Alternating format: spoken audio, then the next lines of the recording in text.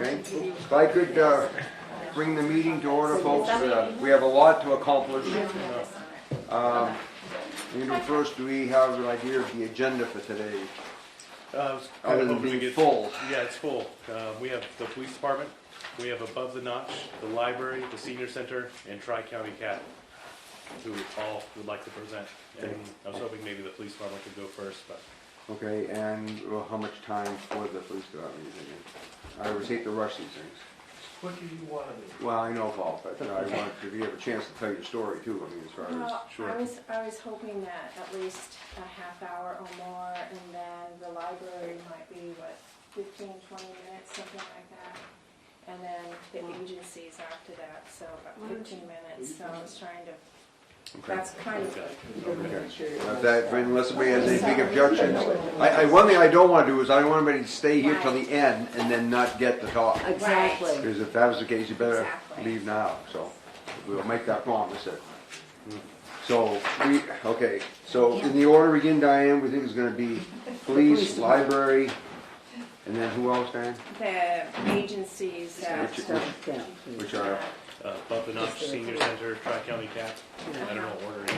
it doesn't matter. Okay, so but we have police, library, Tri-County Cap, Above the senior, senior center. And the library. I had that. Well, So the library's- police, library, Cap, senior center. I'm missing somebody. above the notch, Humane Society. yeah, The Humane Humane Society, and there's Society, one yeah. more, Tri-County Cap Transit. Transit, Transit, Tri-County too. Cap. Is that two different things? She said that, you said. Cap and Tri-County. Are two Transit. different, Tri-County Transit, Ah, that's how. not it is. Cap, that's Yeah. the But last one. Cap I and knew. transit aren't going to do it together. They're not They're the same. separate. I guess not. Let's see. Are they the same? We have one person presenting for. Tri-County Cap is the same, transit and energy, we are the same agency. Good. just two Okay. different Thank And you. then the support center, so we have 3 different. Okay, so if that's all right, we're going to go police, library, Tri-County Cap, and transit together, senior center, and Above the Above the Notch. Notch Humane Society. Okay. So somebody's here from Above the Notch? Right here. Right here. Steve, right? Rich. Sorry. Rich Locker, sorry. I'm Steve. Sorry about that. I got that. Okay, we're off to a good start. That's a good start. Let's start. Well, Rich weathered the storm with 3 of my kids, so I got to give him credit for something. Anyway, okay. So, Rich, we probably are going to get to you for an hour. I'm just going to mention, unless you want to just sit here, or in case you want to do something. And Well, I did bring a book to read. I thought it was appropriate to substitute. okay, all right. So I just No, I won't be long, so just whenever you can fit me in, it'll be great. good. Okay, thank you. I'm going to actually ask, I'm going to scoot down, and I was going to actually ask Chief Smith to sit right there, because I think for Channel 2 purposes, Yeah. it's easier for them to see you and hear you. Sure. Is that So we'll all okay? slide So down I'll one. slide down, So, Paul, if you could I'm hear sorry. Andrew or Karen, are there any opening remarks before that, as far as any? Well, I have the trustee of trust fund reports that was asked last week, and I did send, don't know what happened, but they're here. So that's something that can be passed to the, You need one? No, we got. Muffy? Thank you, Here you go. thank you. That piece stick with it. Oh, I need one back here. A little levity for the day. Yeah, actually, it's Old English. We're. Dive right in there, too. You're too young to have watched don't wait. Sergeant O'Rourke. Don't waste your whatever steps. on, oh, shit, what was it, anyway, later. Go right ahead. How do you feel about green tea? Speaking of. I feel well about green tea. You see my phone? High in antioxidants. Okay? Okay, if we can have everybody's attention, Paul is going to share with us his vision, give us an update, and how to tell us where we're going. Okay. Okay. Paul? Oh, thank you, Steve. So, just going right into the budget, you had this budget presented to you, I don't know, Page 17. over a month ago. not numbered. Although I'll just, in the interest of time, I'm just going to give you some brief highlights on the increases. So in permanent positions, the non-union positions, the proposed increases, there are two reasons for that. Primarily the 2.5% increase to non-union positions, as well as last year, or this year actually, 2016, via a warrant article, the community increased our patrol staff by one position. So we were very fortunate and very thankful to the community for that increase. However, that's reflected in that particular line, so that's why you see a large increase there. In the part-time position line, you'll see an increase of $5,000, and that is to fund a new part-time position, not a certified officer. It's a non-sworn individual to assist as an evidence technician. Usually the assignment falls to the full-time detective, which we currently don't have, just due to vacancies in the police department, people leaving and going. There will be one assigned in the future. However, the detective is usually overwhelmed with, specifically during this drug epidemic, with drug investigations, burglaries, thefts, sexual assaults, most of our major crime. And the technician generally does the inventories of the evidence, conducts audits, packages the evidence for both storage, prepares it for court, and then the most time-consuming component of that is prepares motions for court for release of the evidence, as well as destruction of the evidence. So what we're proposing is to allow an individual, non-sworn individual, after a background check, to work as our evidence technician throughout the year to alleviate or to create more time for our detective, and to make sure that our evidence and our chain of custody is properly maintained for courtroom prosecution. Excuse me, Paul, what is unsworn? He They don't can't have any. testify, or- They don't have any police powers. They're just a civilian administrative position. They can't arrest people, they They can't can't cite arrest people. No.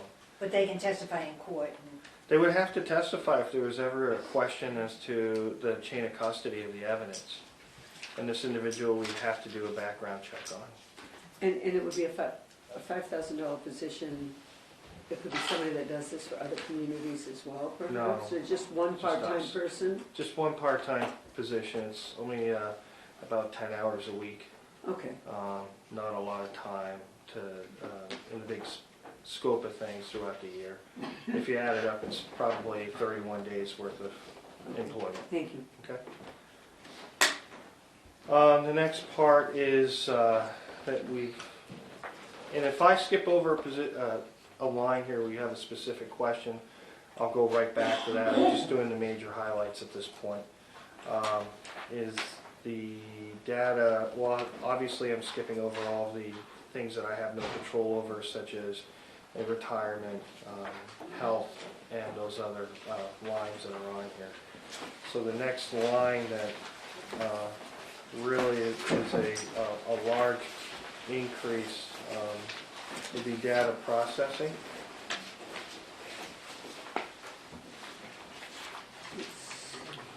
It's on And page 19.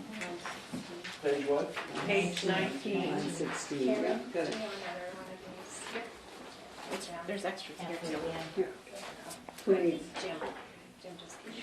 so, I mean, it's not a lot of money, but there's a $240 increase called a share file. It's some software that we use to upload our records for discovery for attorneys, the county attorney's office, so we don't have to photocopy papers anymore or burn things to disk, and it also has a full accountability system, so we know when they've received it and downloaded it.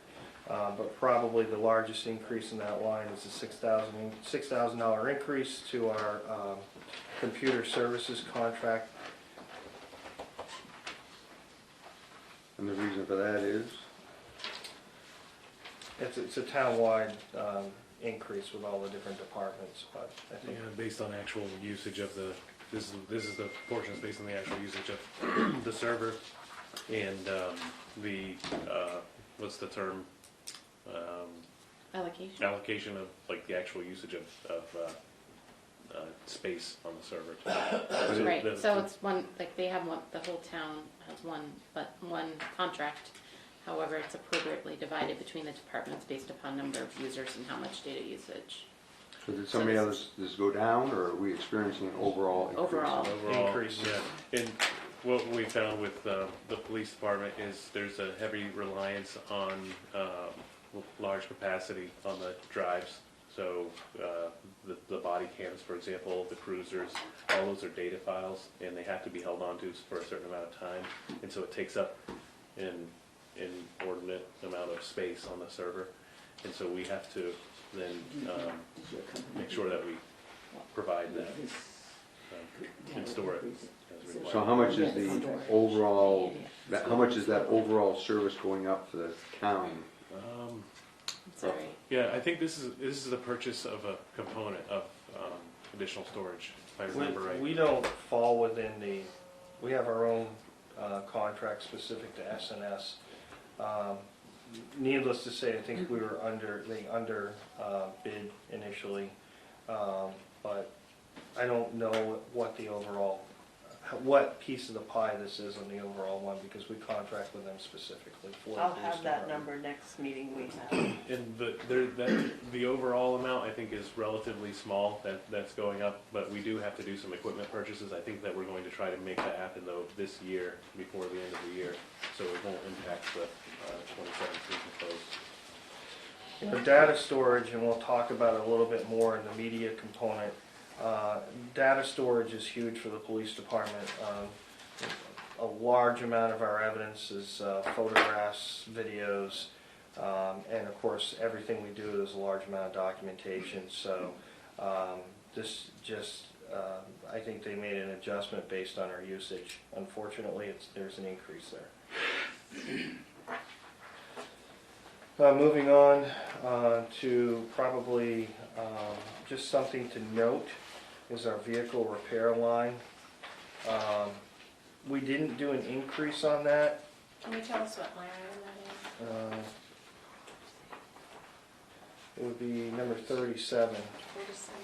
Our vehicle per repair is 37, vehicle maintenance is 36. And they're both the same as last year. So this is where we need guidance and input from this committee. Our oldest vehicle is a 2009 Ford Expedition, which we intend to request replacement. It has 122,965 miles on it. This vehicle is a full-size. It's the only full-size vehicle we have in the fleet. It's utilized to pull our heavy equipment as well as go in places off-road that a lot of times we might have to go, where our Ford Explorer utilities, they're all-wheel drive, not full-wheel drive. It's been a good vehicle. It's had a great maintenance record up until recently, but like I said, it was purchased in 2009. So the highway department has already done some floorboard repairs because it failed inspection this past year. But this rust has already started to develop, if you can pass that around. And highway, or the inspection people have told us that it's looking like it probably won't pass next time around. And this is just what you can see on the outside. You get up underneath the vehicle, if you pass that around, please. If you get up around underneath the vehicle, there's a lot more corrosion issues with it. You guys just have bad luck when it comes to vehicles, Paul. No, we have old vehicles that have a lot of miles on them. I know, but I mean, it's a 2009, it's on the road. I'm sorry, Paul. 2009 to a lot of people. It's a new car. New car. I'm sorry, for us, it's an old, for Yeah. most fleet vehicles in police departments get off of primary patrol after 3 years. And this vehicle's on the road from probably 7 or 8 in the morning until 3 o'clock, 3 a.m. every day. 7 days a week, 365 days a year. But I understand what you're saying. Well, you've seen our vehicles, so. Yeah, just though, even with that, I mean, that's still, I'll take those two. I'm surprised to see a rocket panel rusted out like that. And this vehicle has been repaired. Kind of looks like my last. We've repaired floorboards, we've repaired other parts and pieces as far as sheet metal repairs to it. That just started to develop recently. And this is more of a safety issue component. The officers need to respond, they need to get where they need to go for emergencies. Certainly we want vehicles that are dependable.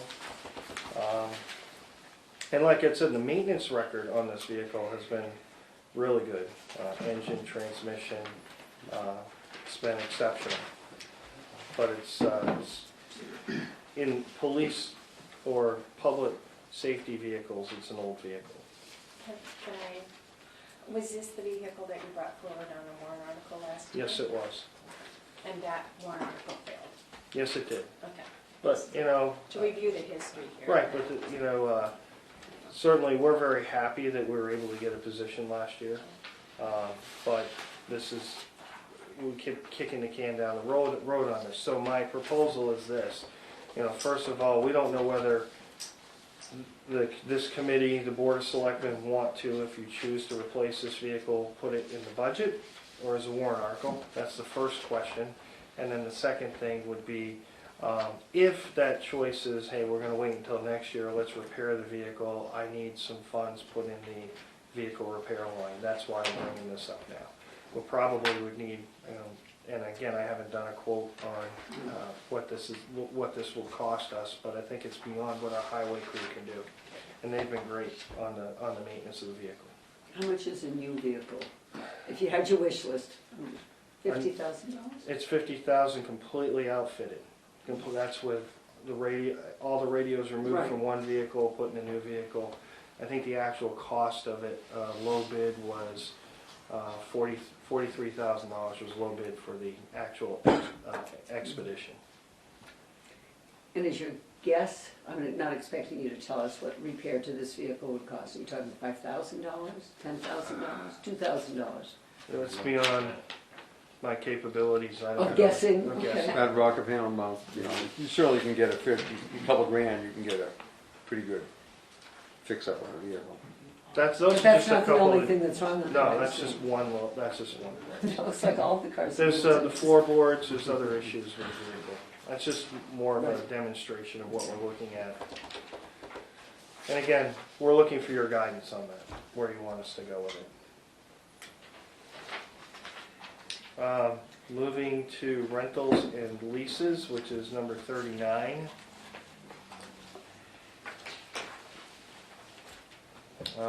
We're requesting a mobile storage container to be placed in the rear of the police department. This is actually a lease. It's actually designed for record storage, where it has a room in it where you can actually view records. The reason for this particular request is that our records room in the police department is filling up. And because we're running out of space for our records, we need to place them somewhere secure where we maintain 24-hour control over those records. The next line is the media server. As we've indicated earlier, our media server, there is an increase there because our current media server is full with our images, and we have deleted older images off that we can delete. However, because the media server is full, we have to utilize a external hard drive that is not backed up, and of course external hard drives are short-term, they're not dependable. They're the ones that you can purchase at Staples or Walmart or wherever. So it's not dependable, but it also doesn't meet CJIS requirements. Excuse me, CJIS is Criminal Justice Information Center systems requirement for the federal government for law enforcement, and external hard drives they don't meet that requirement. We have to have a separate secured media server that is able to be backed up. But that would be an in-house thing, you would have, We have a computer. server room, we would put the server in there, and all of the media files would be downloaded from the officers, body cameras, cruiser cameras, computers from our computers to the media file. And then our next phase, they would then be backed up off-site. That's the second phase of this. This is a 3-year program. The actual server cost is a little bit over $15,000. Not a lot of money for a server. Is that a lot of money for storage? Not with the amount of storage that they need? I mean, the amount of storage they need as opposed to how much a regular office server? Absolutely. It's like quadruple it because of the media that they use, their body cams, and it takes up inordinate. I mean, it's a common problem across all police departments. They're faced with these huge costs now that they're incurring because of the video evidence. It's just a fact of life. Just a fact of life. Paul, at the end of 3 years, is it gone, or can They own you it. keep, We you own own it. it? We own it after 3 years, and whether it Then needs there's to a be. maintenance contract of this- some sort? That's correct. Well, that falls under the normal computer for the SNS contract that we have. But this, Heather's 100% correct. I mean, it's just unfortunately because of the changes in technology with law enforcement, where we have mandates under state law, we have to keep body camera videos for a certain period of time, cruiser videos. That takes up a tremendous amount of storage. I think one officer for 3 months or 6 months is around 700 gigabytes. And then we have to delete it, and then it goes back on. So you multiply that times all the officers in the department, plus the cruiser cams, plus the security camera in the police department. That's a lot of storage. So if it's more than quadruple, Heather, it's got to be way more than that. Yeah. I mean, I'm not a technical engineer, No, but I you mean, know, we're not like, talking 4 times over. We're talking it's. I 20, mean, 30, hopefully, 50 times over. I think Yeah. there's 10 years down the road going to be much better technology Oh, yeah. to like Okay. handle Oh, yeah. I mean, the body cam, all the media storage, New and press compression everything, system, and yeah. Yep. yeah. But Heather, I was just gonna ask you, what is about the cloud? It Okay.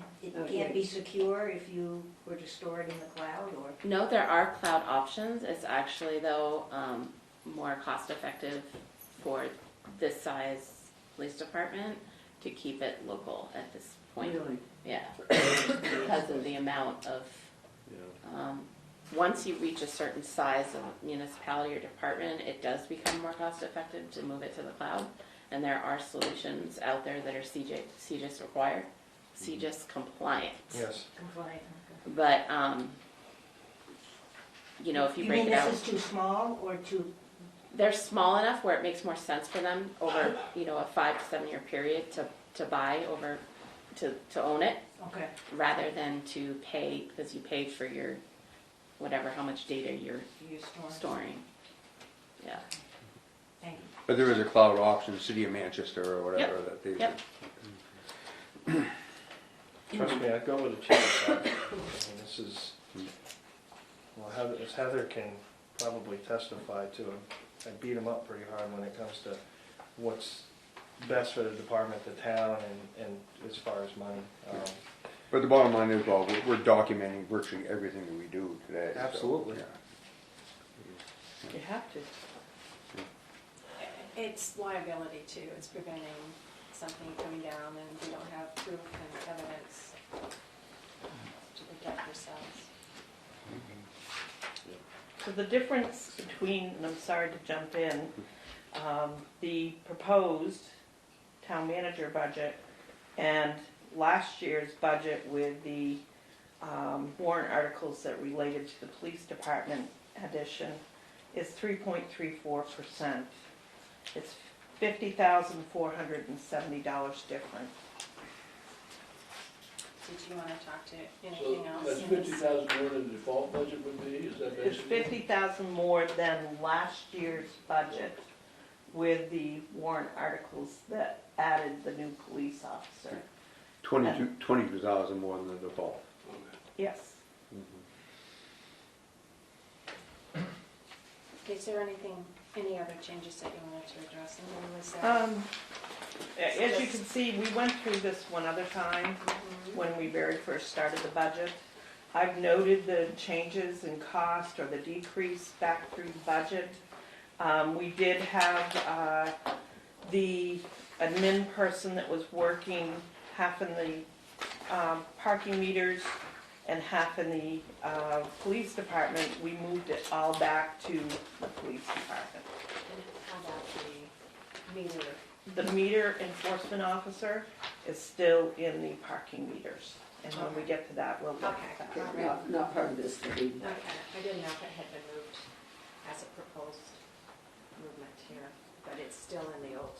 Yes, and we can go to that next if. Yeah, we can do the chief meters says. next, so if you could just take one and pass it around. If I have enough. So I just wanted to make you guys aware of the warrant article that established the meters initially on Main Street, and then they were expanded to other areas in the community. But specifically in this warrant article, which dates back to 1947, it should be coming around. If we had it Yeah. previously, yeah. You guys have that, good. So, and it's specific that the monies raised, the one that was approved on the Article 8, the revenue resulting from the operation and use of said meters to be used to finance, purchase, maintain, and policing of said meters, or to maintain and improve, and this is the important part, to maintain and improve streets, highways in the town, or to acquire and construct, improve, maintain, and manage public parking areas. That's important because we have a lot of energy in this community about developing our river district. With the river district, obviously there will be a need to improve our streets and parking, and perhaps more parking. And so and with that, our parking meter officer does a lot of things. He doesn't just walk up and down Main Street. He does parking enforcement throughout the community. Meadow Street, Mill Street, Kilburn, anywhere in the community, up by the hospital that we have jurisdiction over. Our parking enforcement officer is there, taking a look at fire lane violations with disabled parking, assisting people with unlocked motor vehicles. Also, recently he's been assigned to respond to parked vehicles with animals in distress. So he has a lot of duties, but we felt that it was important to free up some of those funds in the parking meter fund so that they can be utilized for the development of this community. So that's one reason why we moved the administration of that into the police department budget and freed up funds in the parking budget so that the board would have the ability to use those funds. Also, if you guys will note, the parking enforcement officer is only budgeted for 29 hours a week. No more than 29. Now your budget is page 47 of 48 on the parking meters. So, is there going to be a change in that? In the default, it is the same as last year. The people are the same, the pieces are the same as they were last year. In the proposed, we have the parking enforcement officer decision in the last day has been to drop him back to 29 hours a week. We were going to try to increase the hours to 34 hours a week, but under concerns budget-wise, we felt it was best to keep him at the 29 hours per week. So did it ever go up to 30 plus hours? No. It never did? No, we had proposed that Last year. this year. Or- Thought about In the it this year, earlier not last year. draft, We not last. talked about it last year. With next year, really, we're going to be under the construction phase for the river district. So there will be an increased need eventually there is now, but I think there will be an even more increased need for parking enforcement back in that area too, beginning probably in 2018. So we'll want to look at this again. But I think we were a little bit premature on that analysis, and certainly we're gonna be, rethinking it, but right now, like I said, we want the funds to be utilized by the board appropriately, and we want to free them up. But the amount of hours, that also has a huge impact on whether additional benefits are provided. Correct. And obviously not to be cruel on feeling, but I mean, it changes It does. the dynamics of it significantly. So I guess it just comes down to how much money we can dedicate to that function. 'Cause I mean, it's not just going from 29 to 30 or 34 hours, it's the other. It's the The added benefits. Yeah. This person has worked for the community how long? I can't remember how many years, I believe it's been 3 at least. 3 or 4, got me on that one. I will protest this because I feel that we have held this position at under 30 hours because of insurance.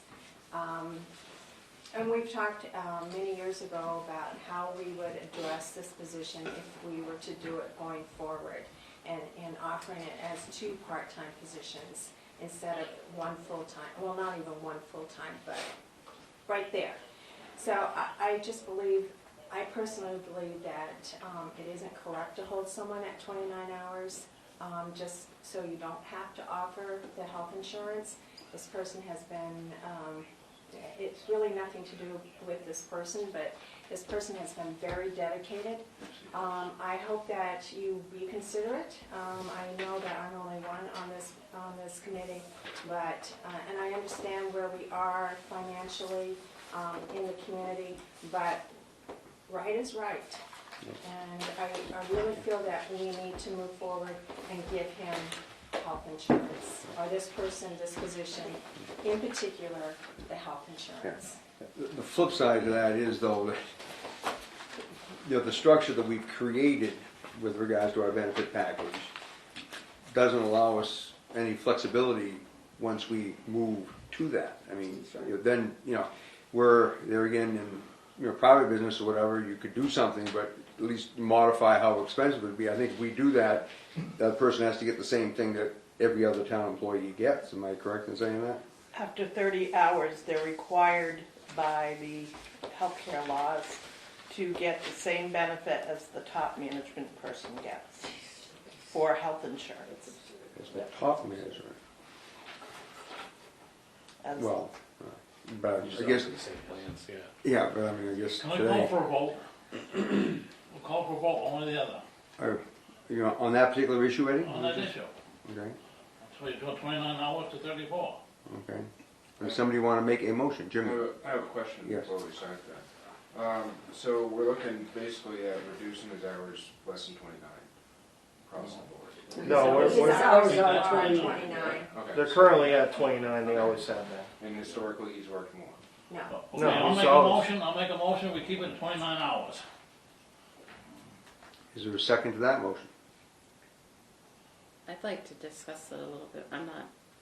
I still have some questions about We'll that. just but- second it so we can talk about it. Okay, you can second talk it, about sorry. it, yeah. Thank you for Yeah. giving me a little tutorial. Second it. Good. Okay, made by Eddie and seconded by Heather to maintain the position at 29 hours. Heather, your discussion. I'm still trying to understand sort of the whole parking meter revenue being reallocated, or, I guess I need to know more about what are the implications for bringing that position up to 34 hours in terms. Of the parking fund. Yeah, just to restate, Paul, I mean, the idea of moving the expense back into the police department was so that the funds actually earned in the parking could be used for those other purposes that you lined out in the warrant article, correct? Okay, so the only thing that we moved back into the police department budget was the administration portion of that, which is we have a person who does all of the administrative work for parking enforcement, sends out the letters to the people who don't pay, collects the monies, all of those different things for parking enforcement. We didn't do anything with the actual parking enforcement officer, so his pay comes from the parking enforcement fund. The parking enforcement fund is an enterprise fund that the revenue is generated from fees and fines, not through taxation.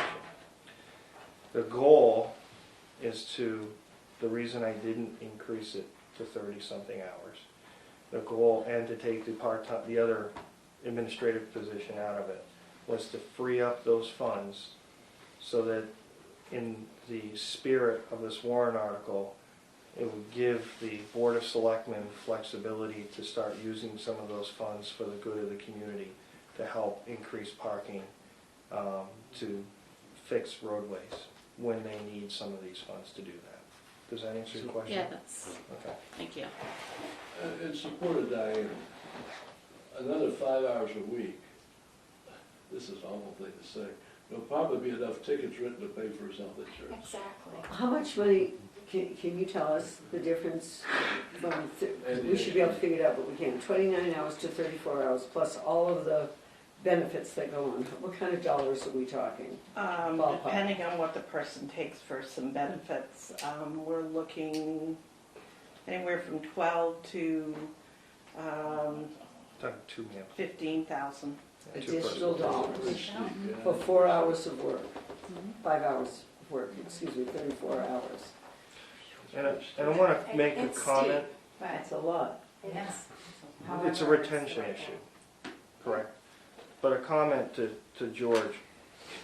He's not writing tickets to fund Oh, himself. I know, that. I know, That's I said, self-serving. I prefaced that with a, you Okay. know, Because I don't want that no, I No. agree. in, out there. Yes, I We would understand. never, Right, we totally understand that, but I he was, understand that. But has this gentleman or this position had a merit raise at any point, or does it just stay at one They level? usually get the, whatever the non-union get, For a which is percentage of increase? 2.5%. I think this is basic, the cost of doing business, for doing parking. But I also understand where Chief Smith is going with, you know, this fund, if we, in the spirit of the warrant article, is to purchase and maintain additional parking spaces. And we, in the past, previous years, have used it not only, we tried to maintain the amount spent by how much the revenue it takes in.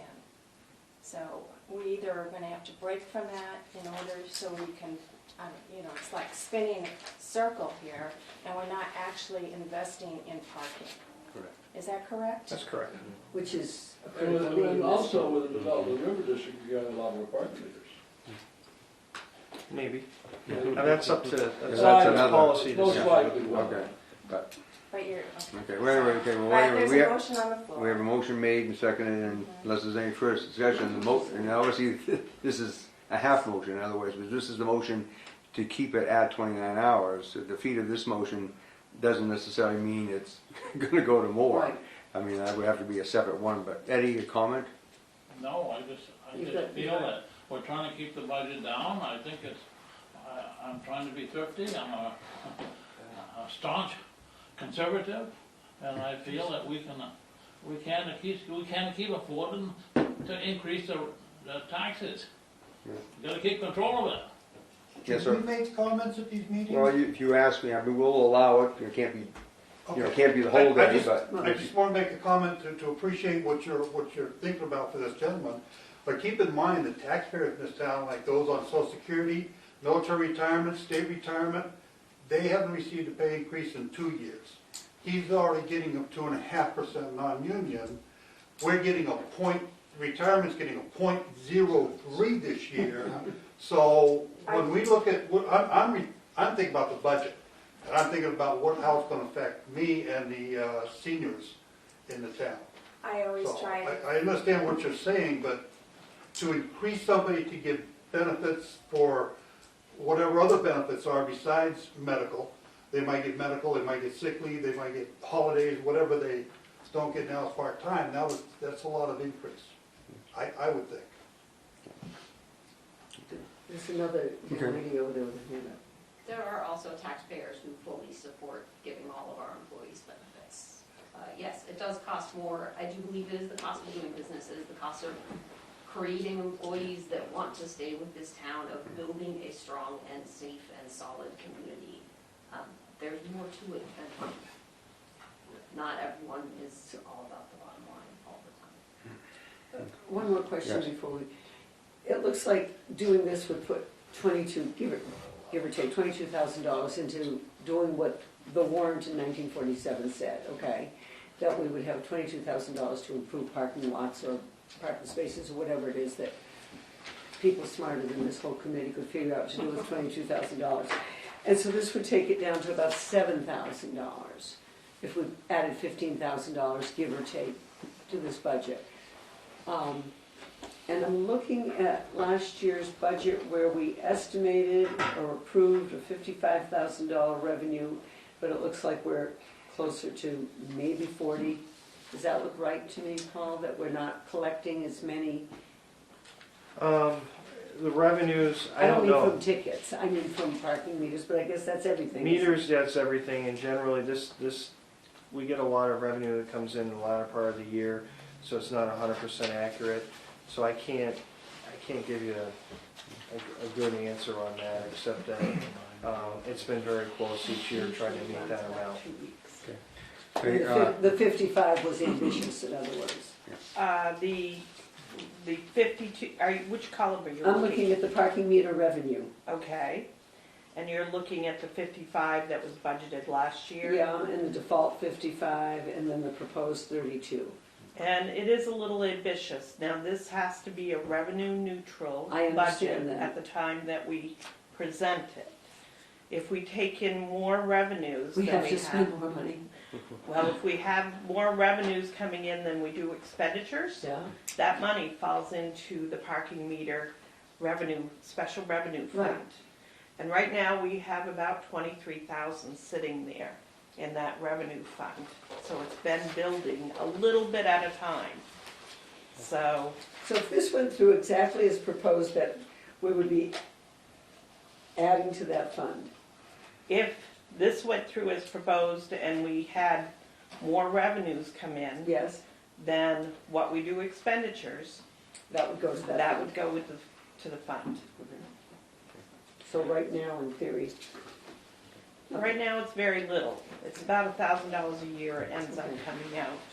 We run about 2 weeks behind Getting the on money. posting the money Gotcha. into. Number one, we have some money that has to go through a PayPal account for violations. We also have people that, by the time it gets to the bank, the change, Mhm. and goes through the process. Gotcha, I understand. It takes a couple days to get all of that done. And then we post it. Yeah. Folks, we're burning time here, Okay. unfortunately, and we're All right, gonna, All for motion. yeah, okay. Okay, so, all those in favor of Eddie's motion to keep the hours for that position at 29, please say aye. Aye. I have I'll have a call of hands, please. All those in favor, please raise your hand. Okay, all those opposed? Okay, Eddie motion passes 4-3. Thank you very much. Okay, obviously, not trying to make any of those decisions in an unfeeling fashion, but we know the challenges that we have, and I guess the point that I have, because of the nature of, the town's structure, benefit-wise, retirement-wise, whatever, it isn't just 5 hours worth of pay, it's a whole bunch of other, Can we, now that the vote's over, can we have one more comment on, may I make one more comment? Yes. I understand there's been talk about raising the amount of money we collect in parking meters, correct? Like charging more. I mean, who has a nickel parking today? I mean, come on, guys, it's ridiculous. And I know businesses on the Main Street don't like this whole discussion. I spent 28 years on the Main Street, so I get to talk about it, okay? A little bit. My gut feeling is, and I think Diane's point was very well taken, this 29-hour thing is tough when everybody else gets really nice benefits.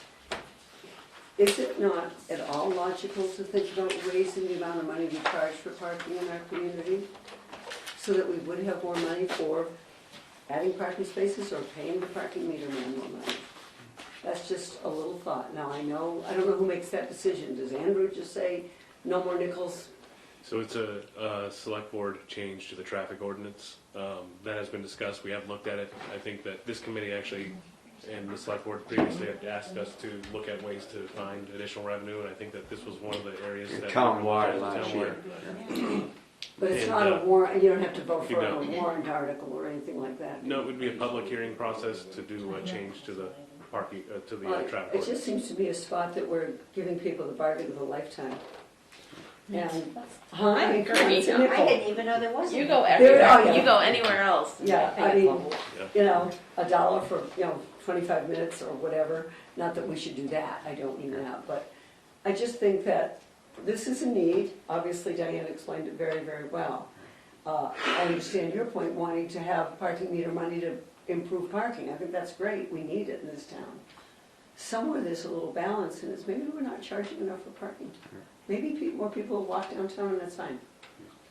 I think this is a discussion for I later know. on, yeah. I know. I mean, I agree. I mean, I totally understand what everyone is saying, but, I understand it's a later on discussion, but I think it's a balance to what was just voted. exactly. So Absolutely we right. presented the facts to the Board of Selectmen per their request, and they have all the Great. information, and it's the decision that they need to make on that. Okay, all right. Paul, is anything We got else to note that you need to? No, the only other thing we have is a special detail outside Oh. detail line. Page- Well, we have gone over that before, You have, and okay. and just I'm good. in the interest of time and fairness to these other folks, I think we can let. I'm all set. If we need to That's reiterate, ready. Karen, we'll have to do it anyway. Yeah. Thank you Unless very anybody much. else has any questions? The only follow-up that I have is the cruiser. He had asked for direction on the cruiser.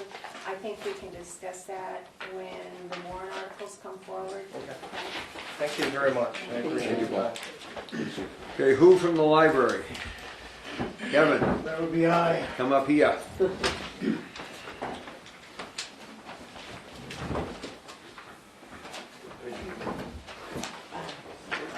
How's it going? It's on page 40 of 48. Kevin is representing the library and half the users of the library. Yes. So I take it that what you're looking at is what I have a copy of here. Page, Okay. Karen? Page 40 of 48.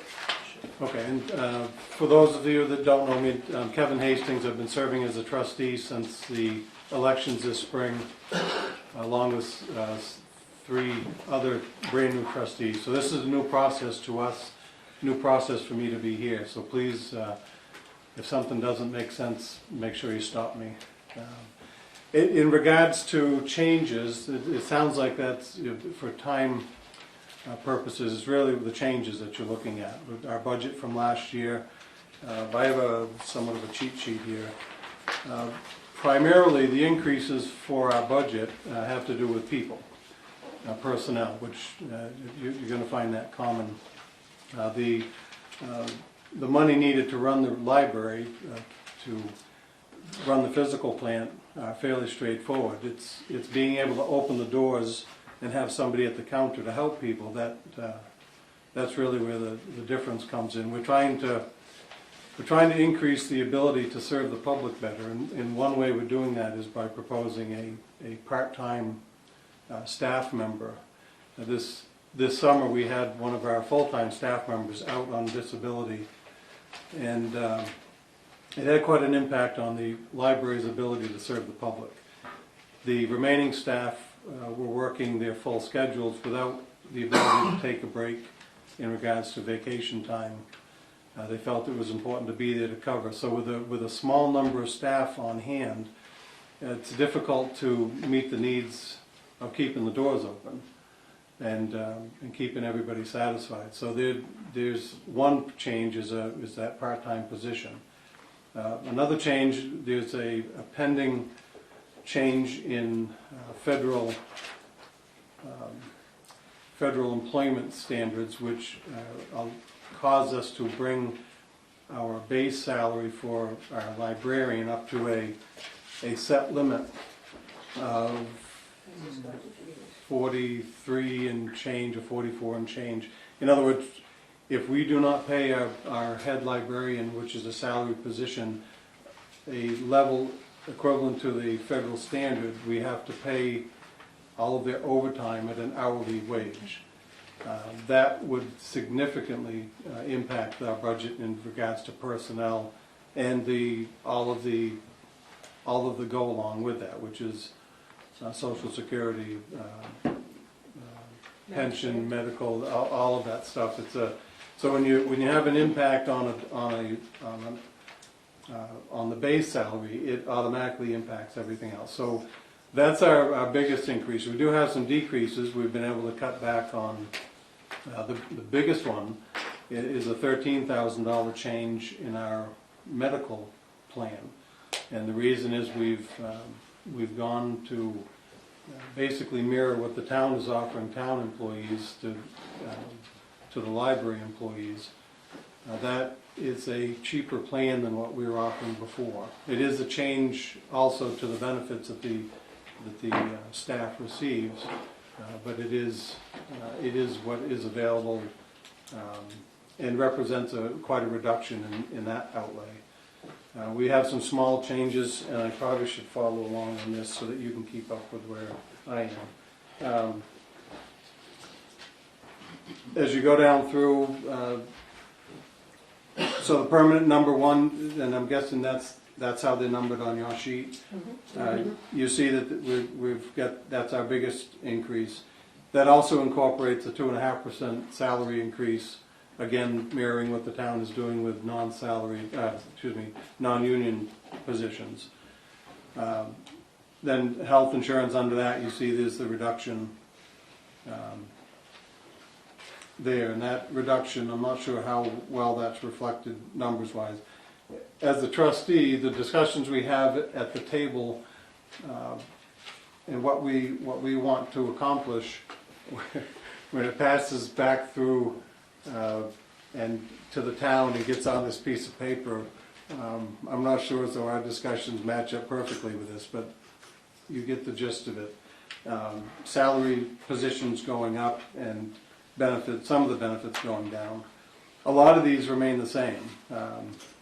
You know, there's minor changes, Social Security, Medicare, you know, some minor changes there. Yeah, we don't really need to. Yeah. I mean, that all follows, Kevin, so we. Yeah, some things that change are just some minor changes in. Mr. Chairman, please, would you mind to tell the cabinet to give us some numbers? Up and down, it changes, doesn't tell the taxpayer nothing. Well, what I just I asked, remember some numbers if you don't mind, please. Rudy, Thank you. what I just asked him was, I mean, obviously we know from all the other budgets that when you make a change in wages, that all migrates to Medicare, I understand Social that. Security. So we're not gonna go through those line by line because. I can answer that question. When you add the increases and you subtract the amount that we've decreased in other areas, the budget that the trustees put forward is $3,486 less than the town manager Thank you, budget, Jean. which obviously he didn't have the other things. Okay, that's enough. Our numbers. So I'm not, and some of the other stuff are minor, the electricity, heating, we've been able to save some monies there. So not to belabor, obviously the biggest change for us is the personnel change. And Kevin, this is, the personnel changes based on usage of the library by people? Yes, and it's, as well as the impact of missing somebody. So if somebody called in and they had to be away for 2 weeks with family leave, that means that because we have such a small staff, for 2 weeks the staff isn't able to do the things like children's programs. The Author Series that was run this summer was very successful.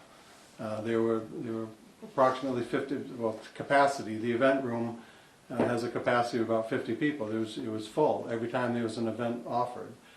There are many things that the library can do for the community, but they don't revolve around the building or the heat or the electricity. It revolves around somebody being able to stand at the head of the room and say, thank you for coming in, like you're welcoming you to the library, and here's an event that we're putting on for your benefits. There are many things that the library could do in regards to educational series, entertainment, you name it. The library should be a source for this in our community. We can only do that if somebody can open the door and welcome people in, and be there to monitor things. So when we've got some people that are trying to, they're trying to put books away. If there isn't anybody to run a program, then we can't run a program. Now, I've been, I've on many occasions been referred to as the tightwad on the budget, on a trustee committee, so I have many questions when it comes to expenditures, and is this warranted, is that warranted?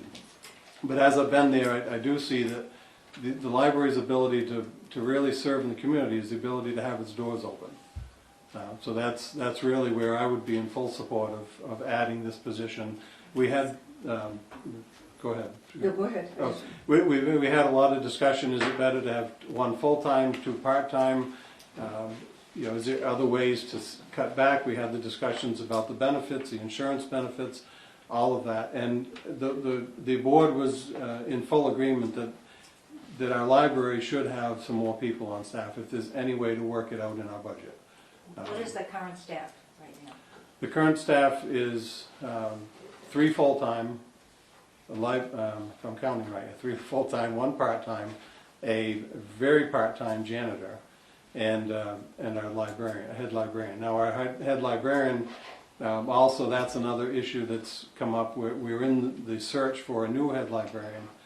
That will have an impact more than likely on things going forward in the future. So this budget is also having another person in the building to help out as we're transitioning from 1 full-time librarian into possibly a period where we may not have a full-time librarian until we have a replacement.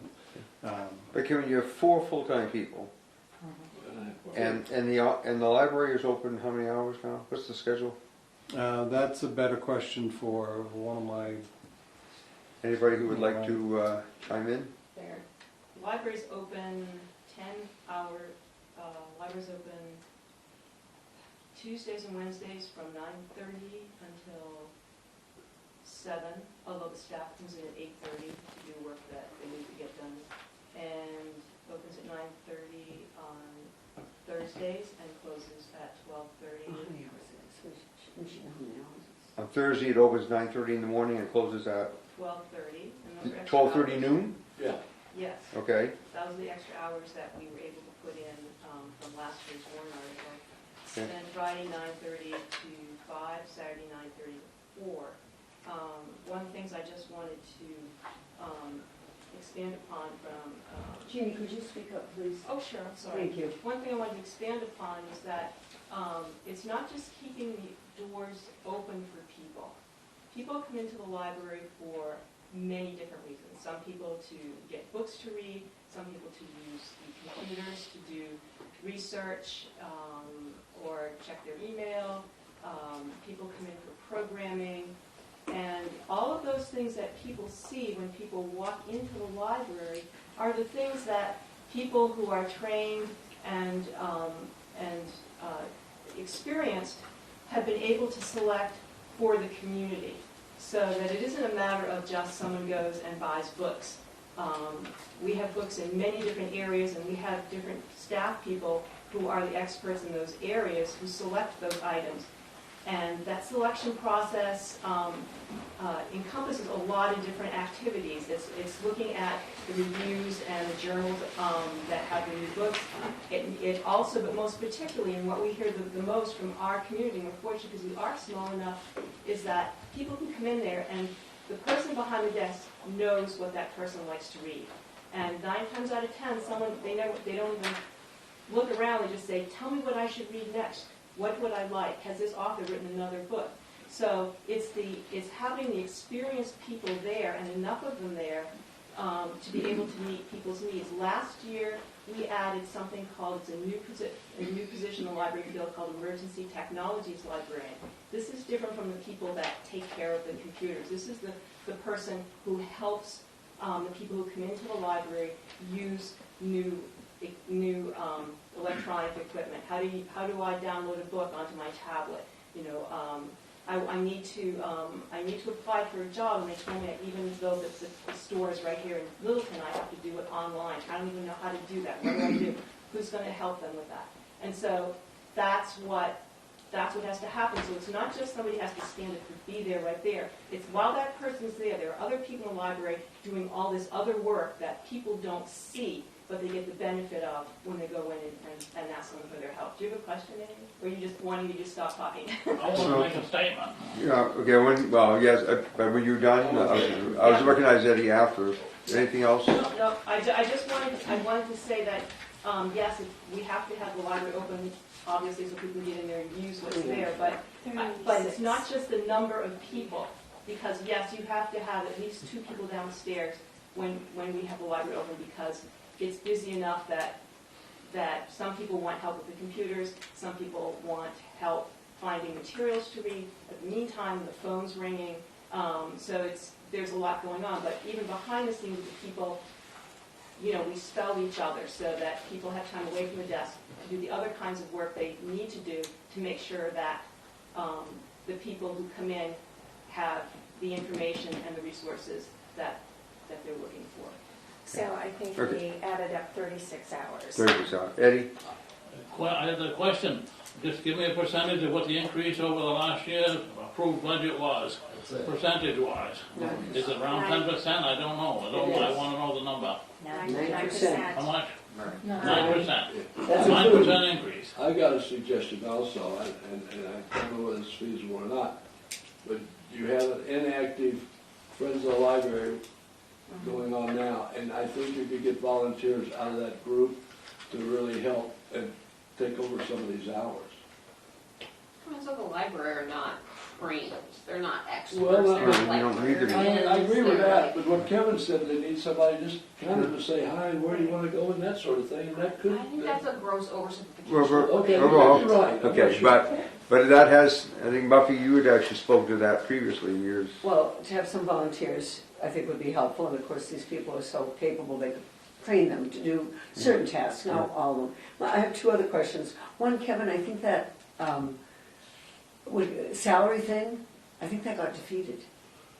I think haven't heard that it's been defeated. I've heard that it's still almost done. I got a pending. thing from the Retail Association that Gordon's is part of, and I haven't really copied, let's hope. Yeah, Because that'd be and helpful. I'm looking around the room, I've got people nodding and people agreeing. That it is. Agreeing and disagreeing. Yeah, so I'll look into that. But the other thing is, what are the special events? It did pass, didn't it? The $9,000? It's on hold. It's on hold, it hasn't been defeated, but it It's is on on hold. hold. Well, I mean, Yes. it was in place. The issue now is to take it out of place. Because it's been there for several years. We were just coming to the... No, there was one bump up on it, and that bump up is on hold. The Federal Court of Appeals put an injunction in last week or the week Yeah. before, meaning that it is on hold, awaiting another appeal process. Right, so we'll see what happens. But it was part of the initial legislation. It was just a question of timing of it coming in, right? So Correct, the injunction came up 6 days before the date of implementation. That's right. So I mean, Right, yeah. just So it's before- not that it's going to pass, but the movement is to take it out. But we don't know, we don't Right. know. But what's the special events, $9,000? Special events is money that the library takes in from annual fund drives and book sales, anything that's a one-time kind of thing that we raise money, where we raise money. And do you now still have, we used to for years, we did like a gala, you don't do that anymore? We're actually, got a letter that's been drafted to work towards that. So there are some ideas that the trustees have been working on to increase revenues. It would take a lot of creative ideas to generate 9% in from outside sources. So in other words, what we're trying to do is increase services. At the same time, the board is also, or the trustees, are also discussing ways to increase revenues to offset some of that. So our understanding is, as we're working on this budget, try to put forth a budget that allows us to provide the services we would want to see in our community, then work around ways to keep the tax rate at the right level, keep the generate income from outside sources that offset the tax rate, and so forth. So yeah, there's the board we've been meeting 2 to 3 times every month for several months now. We're updating budget policy. We've been updating personnel policies, usage policies. We've been going to training seminars so that we're better educated in regards to state laws and right to know regulations and so forth. So as trustees, we're trying to do everything we can to ensure that the money is being well spent. But the gist of it is the library would benefit from having another person that's available to fill in. To Steve's point, if we had more, the library could be open more. We could be more effective on Saturdays. So. But with the schedule that you have now, I mean, basically you've got four, when you say full-time, you're talking 40 hours? No, they're 35, correct? Yes. The 3 full-time are 35, the part-time is 20. The librarian is a salary position, so Jean is in and out, but the librarian's position, we really shouldn't be counting the head librarian as a staff member because of their administrative duties rather than their desk duties or their ability to put books away on a shelf. I don't think we want to utilize the head librarian to reshelve books. So there are some differentiations between who is qualified to do what and where we're best spending their time. I'd just like to add too that every year when the library comes here, as I'm sure all the other departments do as well, and anyone that deals with the public, is we come here and what we look at as a budget is based on what we are being asked for by the people who use the library. So we try to keep up with what are the needs, what are the requests that we get. We try to have a sense, and as we're right there on Main Street and we have so many people coming in, we get a good sense of what people really want to see in the library and why they come there. So when we come here, our priority is meeting the needs of the community, and that's what, when we're doing the budget, that's what we think about. Is there something different? Is there other thing that people are asking us for? Just like we had to make the shift and have an emerging technology librarian who is busy all the time, going back and forth between people.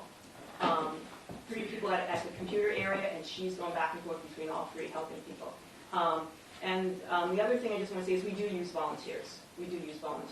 So it's not that we don't have volunteers, it's that the things that we come to you for the things that require money.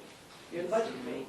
So, and that's just, there is no getting around. You can't run a library without money, and you can't run the library that people in the community are saying they want, but the users say they want, if you don't have adequate staffing. Right. I have one comment. Yes, Karen.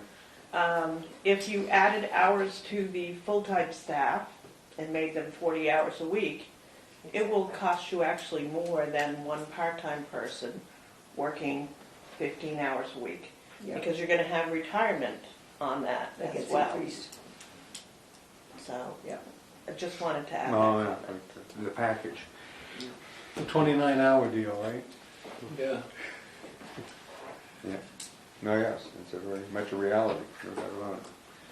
Okay. Anything else, Kevin, that you want to? I And don't so know if what, there's anything else I can add. but what you're asking for, I mean, you're asking for that. Right. Yeah, so that allows us to do what we did last year, but more of it this year.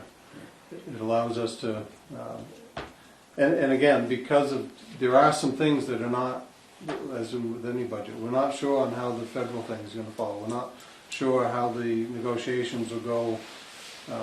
We may want to hire a director at this dollar amount, and we may go a whole year not finding somebody who wants to work at that dollar amount.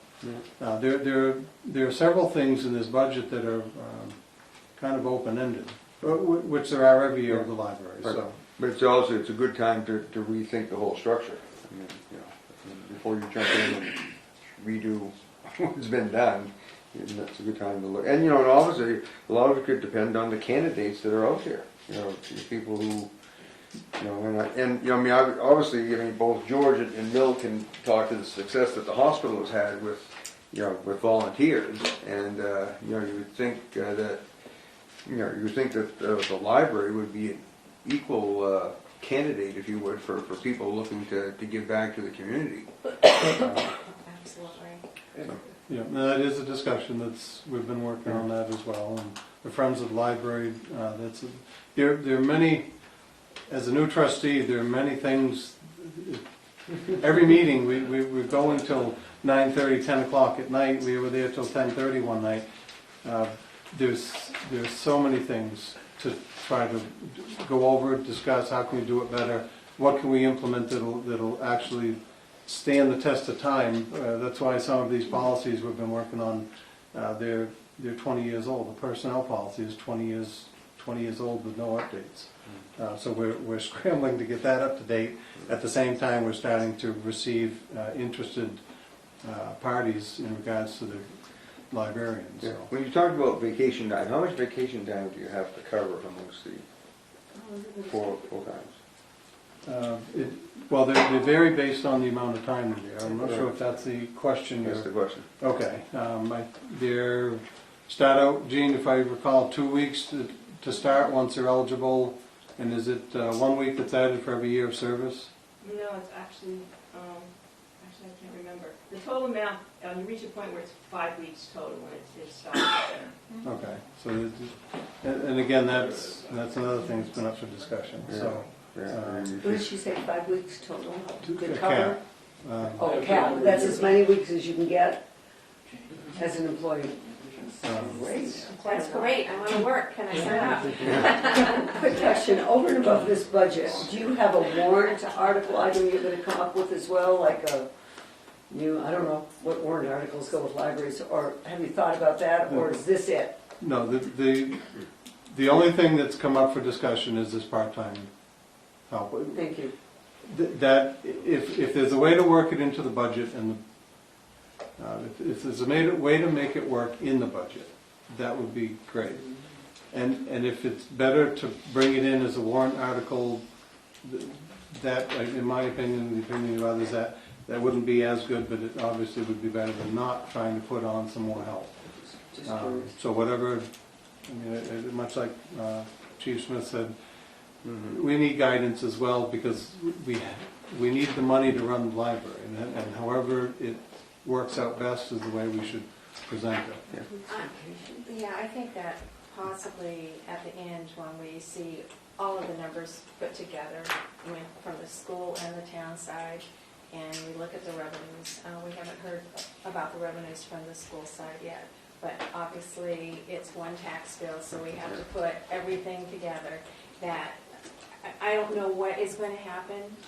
If there is a motion to reduce the budget by X amount, then that will go to the town manager to speak with all the other departments. So I don't know that we would approve this right here and now, but we have to see the whole thing. Yeah. George, who runs the volunteer department at the hospital? Amy Mancini. Okay. It was Charles started it. Pardon? Charles Sunderman started it. Okay. Yeah. Or didn't start it, but she ran it for a number of years. You ever had any discussion with them? No. That We've got person. 100, 200 volunteers. Yeah. That's That'd a be paid nice. position though, is it No, not? that is hers. Hers Her is, yes, position of course. is paid position, but you don't need 200 volunteers. I I think they get 250 or 20. it'd be- No, but I mean, but that person would be receptive to having a conversation about. Maybe. She might, I think so. I don't know why not. What about the high school? In regards to, Students volunteering. Yeah. Yeah, do community work. there are some things that volunteers can do. There are some things that you need to have a paid staff doing.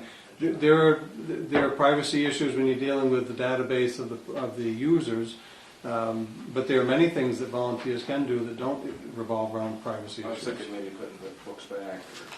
Yep. And we do have people doing that. Yeah, We and I'm do not, have I'm not people doing that, suggesting yeah. it, no. No, I'm just letting you know that we do, yeah. Just a thought. Yeah, and we do have students That's a help good out. one. One more question, Yes, if I Ken. can. How much would that warrant article be if you had the part-time pulled out of your budget and put into a warrant article? We were calculating 20 hours a week, full-time throughout the year at $13 an hour, and whatever percentage would be above that Again, just like anybody, we want to make sure that we hire quality help, that we retain them. If we're going to spend the time training somebody, we want to make sure that we don't lose them because they're being paid too low. So we want to be attentive to that. So I 15,000, give or take. yeah, and then you'd probably know the add-ons.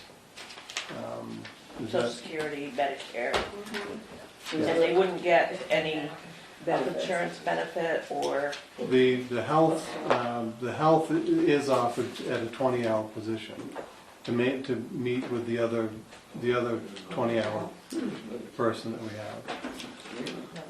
Who was currently Maybe getting. you could get that job. Health benefit, a single person health benefit. so that would be added in, and the warrant article would be calculated for 9 months to start April 1st. Right. We do have a question here on just on the presentation of this. We have approved, proposed for the 2016 and the default, but we don't have any year-to-date what has been actually spent. And I do not have that information yet. Okay. So that would be something that. I know last year there were some books that weren't bought, if I remember. Yeah. So give or take that could be- $15,000. Yeah, presented to us. $16,000. Yeah, it's going to be 13 plus the add-ons. I mean, Right. under The health 20. insurance, how much is the health insurance? I think the health insurance was Just for our timeline team. $1,700? So we have another meeting next week after some Friday. So then on Tuesday, and then everything will probably all be Yeah, done. not, That's when we're going to be all ready. 7.625. I thought when we No, ran, 7.65, sorry, 7.65. I was thinking it was around 17s and change for the package. Kevin? Yes. So next week on Tuesday, we have another meeting for the town side. And then Thursday of next week, they're probably going to be sitting down and looking at the whole picture. So if we School could in get town. that, school in town, so if we could get that information of year-to-date on the expenses. Year-to-date expenses? Yes. Okay. All right, I expect Jean can bring that up for us. Okay, I hate to kick you off the stage. No, I actually spent more time in this chair than I thought I would, so I appreciate that. Thank you very much. All right. Sort of outlaws or something. Yes, they are. Yeah, maybe we should have more space between us. I knew Kevin before I knew his sister. It's kind of like sitting down for a big dinner.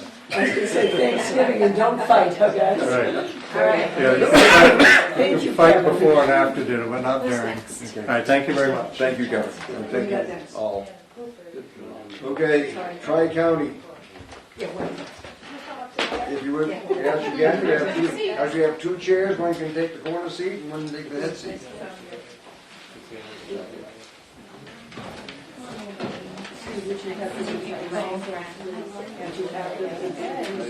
So we don't know you ladies well, you can tell us who you are. Yes, absolutely. Good evening, my name is Andrea Brochu. Andrea Brochu? Brochu. Okay. I'm the division director of the Tri-County CAP that oversees our energy, elder, and outreach services for the agency. And some of those services go all the way through Co-op, Carroll, and Grafton counties. And my colleague, I'm Dawn Faringo. I'm the Prevention Services Division Director. I oversee homeless programs, domestic violence, and guardianship. so, I'm here tonight representing our Community Contact Outreach Program, which is the Community Contact Office that is full-time operational in Ashland, and we do outreach around Grafton County through fuel and electric assistance applications and weatherization applications. So in Grafton County alone, we assist about 2,800 to 3,000 households through those three programs that are funded through federal dollars passed through the state. And we're requesting $11,000 to aid in the operation of the outreach office.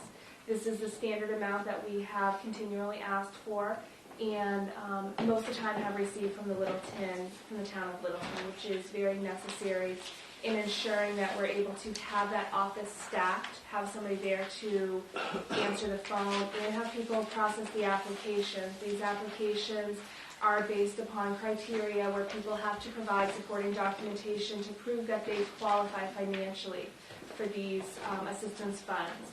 So we need to have staff to be able to process those applications. This is in Littleton you're talking about? The office is in the Ashland. We do once a week outreach here in Littleton, and clients are also able to apply for assistance via mail, via phone, internet, etc. So we don't have the burden where somebody has to come in and do a face-to-face appointment like in the past.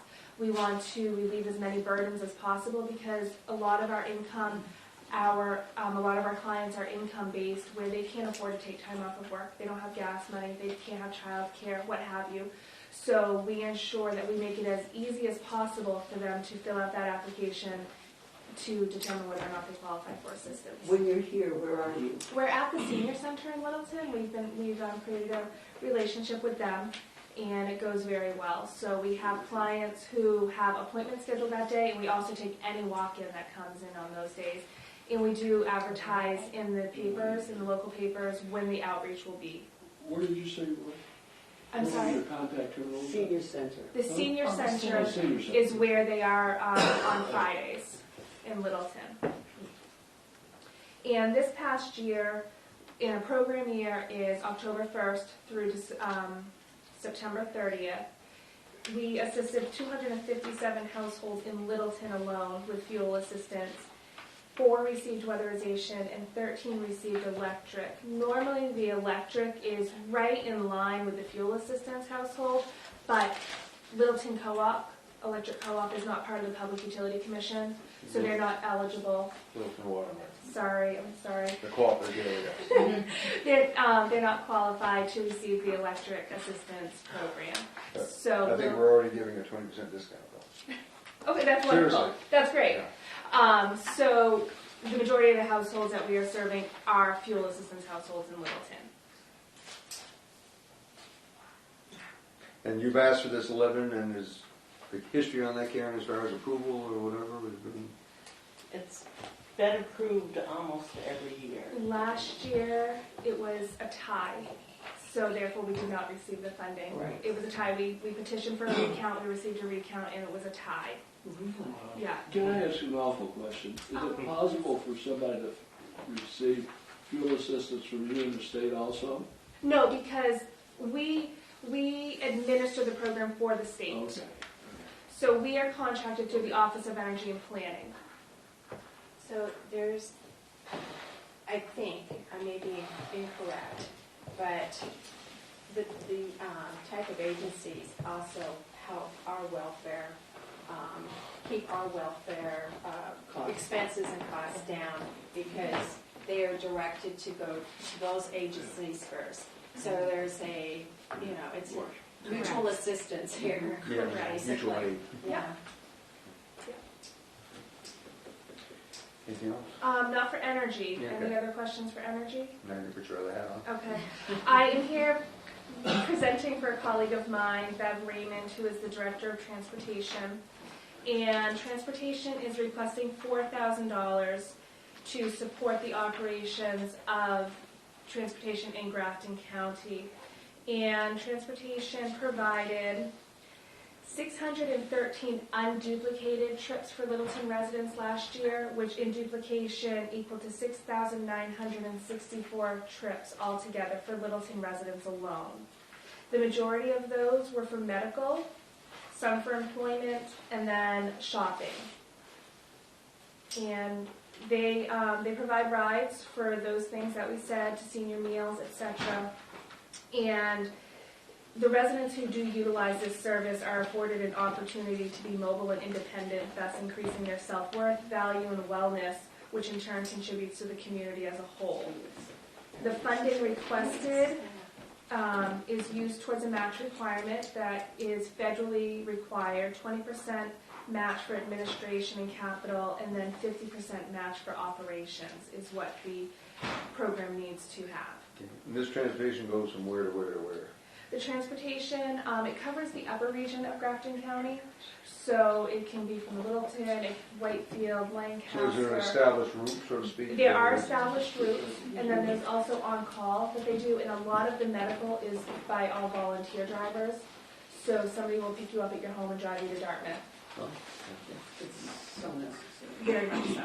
Dude, I didn't know, yeah, you said, I'm not even a Lincoln, didn't realize. okay, but there's an established route, I mean, if somebody There needs to go are, from. there are flex routes, from bus Gro- routes, yeah. From Groveton to Lancaster to Littleton or whatever, I mean, And the one thing that they do, the transit department does advocate for is if you need to, say, get from Whitefield to Littleton, call their dispatchers. They have what they call trip planners on their staff, and that person will figure out, okay, we have a bus here, and then we have somebody who can pick you up here, etc. So they have the knowledge and the staff to be able to ensure that people can get to where they need to go. because then you also need to get them back, Exactly.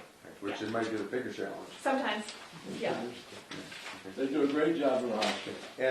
And you, is that function out of the senior center to some degree, that? Yeah, they do. They do routine daily stops at the senior center. They'll transport people for senior meals and then bring them back home. So nice. And that's, It's it's necessary. totally necessary, especially no public transport. Exactly.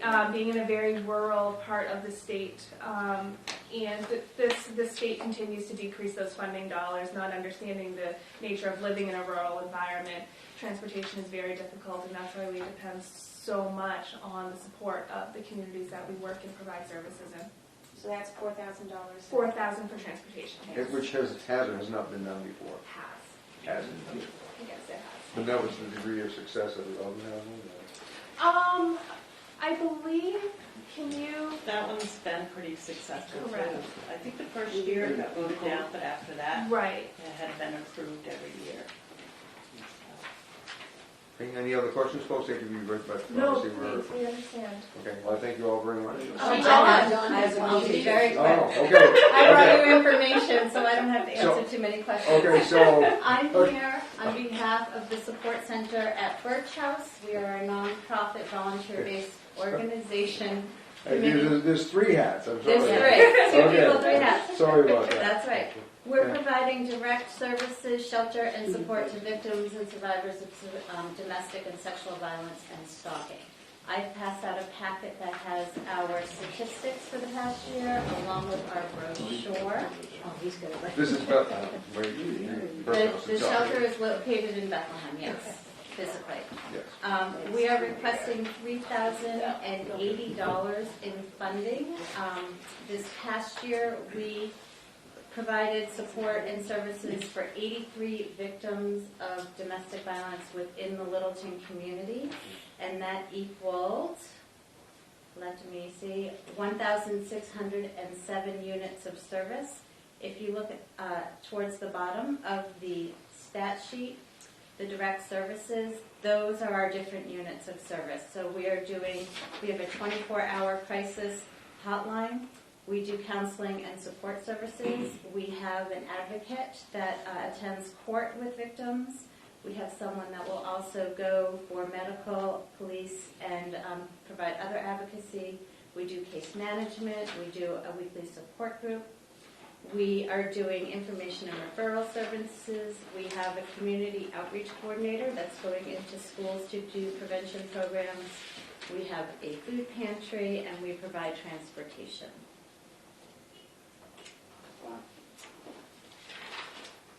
And is this new or recurring or? We have asked before, but I am not sure the support center has received. Last year it was voted down as Yeah. well. You did petition as well for Yeah. the account, but it did fail. So It's actually just failed. the reason why we are asking everyone to present is because in order for this committee to vote on anything, we have to have information. And if we don't have information, we don't vote, and by state law, it shows up as a no on the ballot. So I think that's exactly what happened last year. And So- please know that we welcome any opportunity we can to speak on behalf of the programs that we provide, because providing these services to our clients who are so not necessarily dependent, but need them to survive, just have basic creature comforts. that a lot of us take for granted. So we welcome this opportunity. So every year, make sure this time, if we don't contact you, to contact us. It is very important. Well, Birch House has been here for many years. Many right? years, Yeah, I mean, yes. I kinda Prior to know it's- domestic violence, it was, they were providing mental health services years ago, so. How much you asking for? $3,080, 3,000? yes.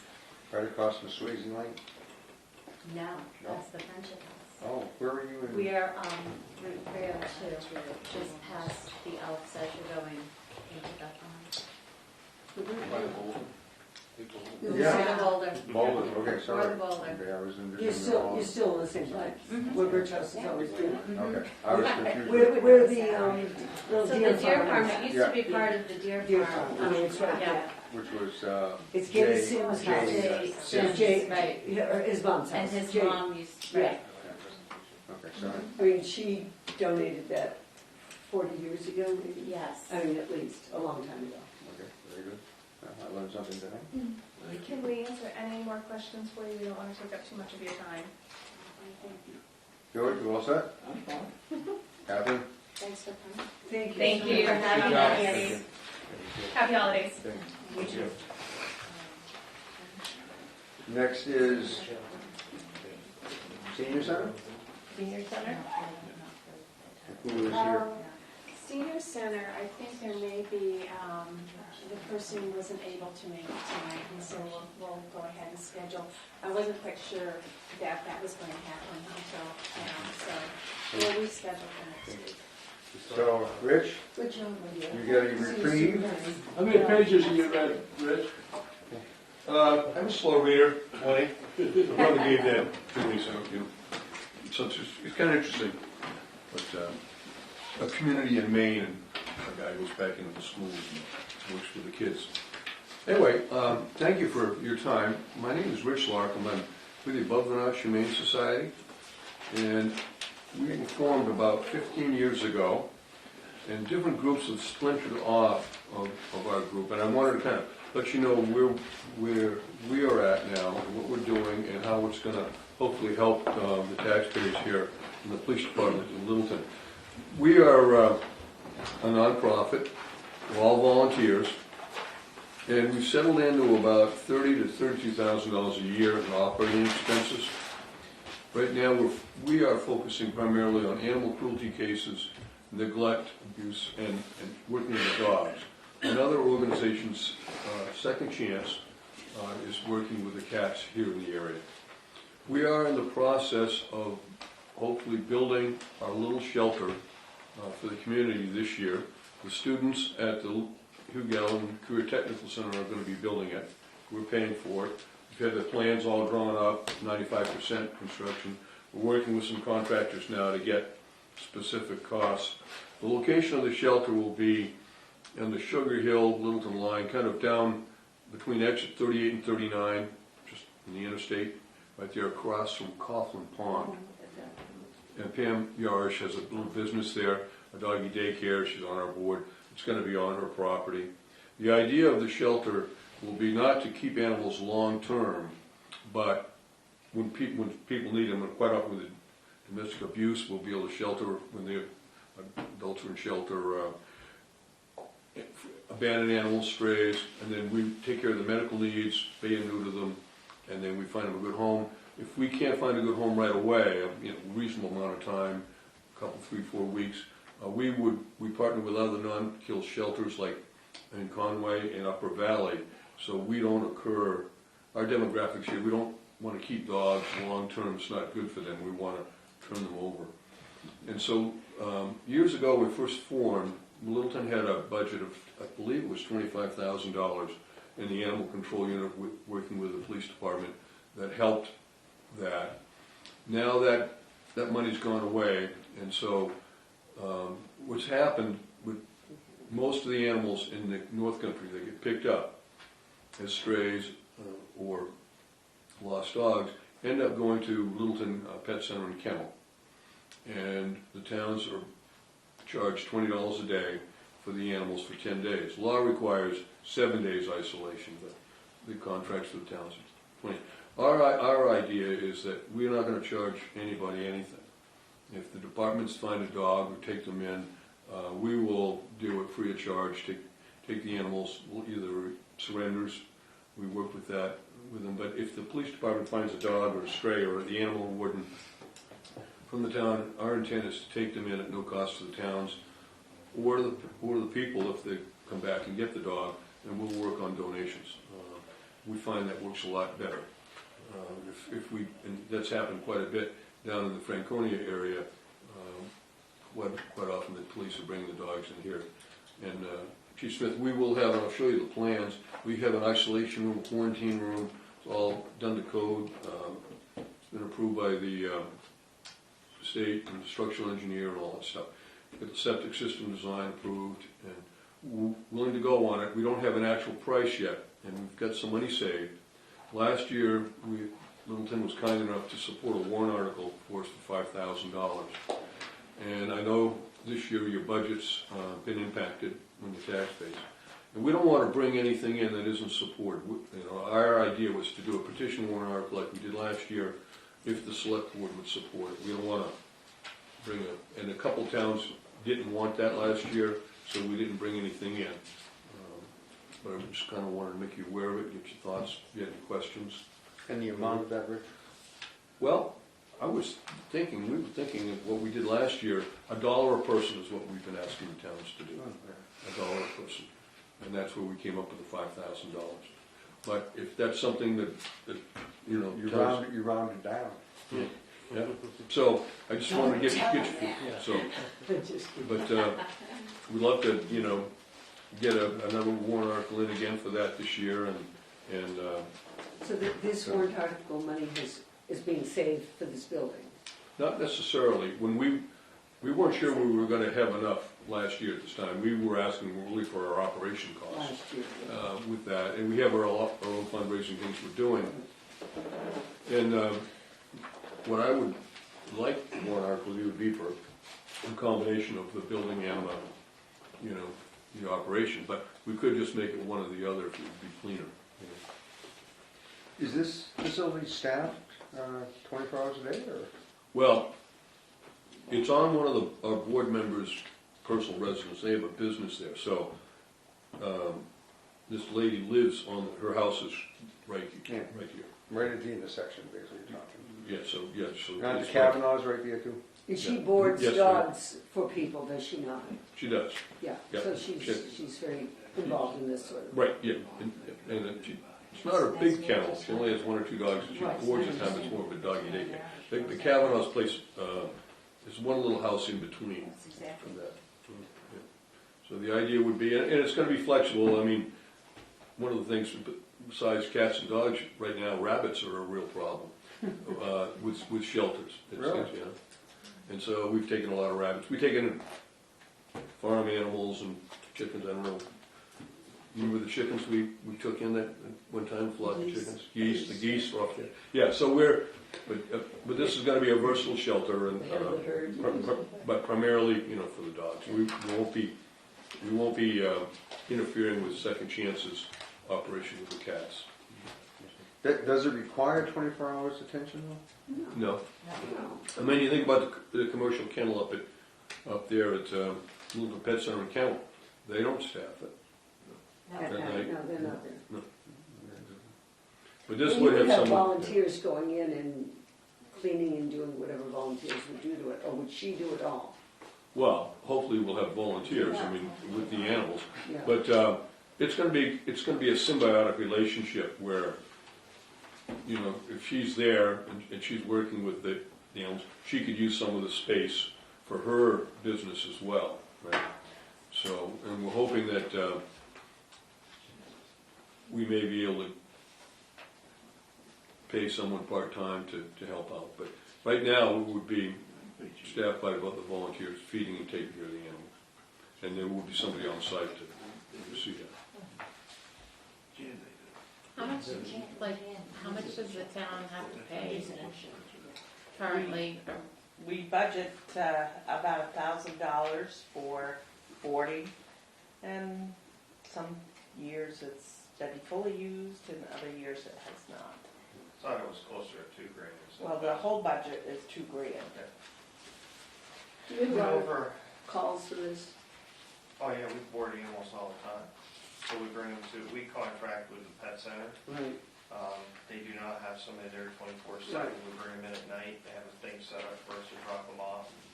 The difference is after that grace period, if nobody claims the animal, then the town's on the hook for that boarding cost. And we can pursue it, but it's hard to recover those costs. Yeah. And then what happens after, if no one claims the animal, then we come in as the Humane Society, we take over, and we pick up the boarding costs, and then we take care of all the medical needs and all that stuff. But you are charged more days than is required by law. And we will have the same kind of arrangement here for our isolation room, a separate entrance for the police to bring the animal in after hours and things like that. So that would be available. So Yeah. 5,000, did you say? That's what I was thinking, $1 a person is what we're going to be asking the towns for. And how many towns involved? We're trying to hit it. Lisbon hasn't, we didn't go with them last year, they weren't supportive of it, but everything, Lyman, Monroe, Franconia, Sugar Hill, Bethlehem, Easton, just our area. Once you get over to Whitefield and beyond, they go down to another area down in, quite often they'll go over to Riverside Rescue over in Gilman, Vermont, or the doctor down there in Whitefield takes the health certificate and then bring them down to Conway. So we're really more kind of the northwest corner here. Thank you. How's this compare with teaching kids?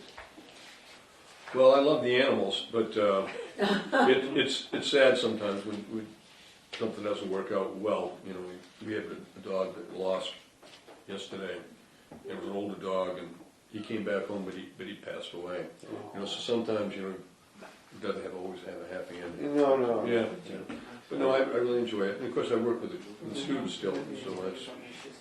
Now, do you get many volunteer hours from kids helping out with this? Is that a good? Well, we have right now. We have a young lady who is passionate about animals here at Littleton High School, and she's older now. She's 18, kind of a senior in this program, and she goes out here for her vocational work experience, and she walks the dogs and someone's supervising her and things like that. So, yeah, and once we get this facility up and running and have more animals, then it'll be a lot easier to have the students there. Because right now, we don't always have shelter dogs, And you're just down the road from Profile, so. Yeah, literally, we can get that, yeah. All right. So, anyway, thank you for your time. Thank you for sticking around. Yeah. And I'll, Thanks, George. so I will bring the petition article in before January 1st, okay? And plan on the 5,000. So there you go. Thank you very much. Thank you. Thank you. Please, you want to protect Michael? I don't care. 17 unanticipated minutes. Yeah. Well, we have a few things too. Yeah. Make a motion to adjourn. I wouldn't do that to Darren. I wanted to give you kind of an update on the unreserved fund balance and the fund balances in all the different departments. Do you already pass out trust funds? I've already passed out the trust funds, and Andrew just handed out a draft of what we think we're gonna get for warrant articles.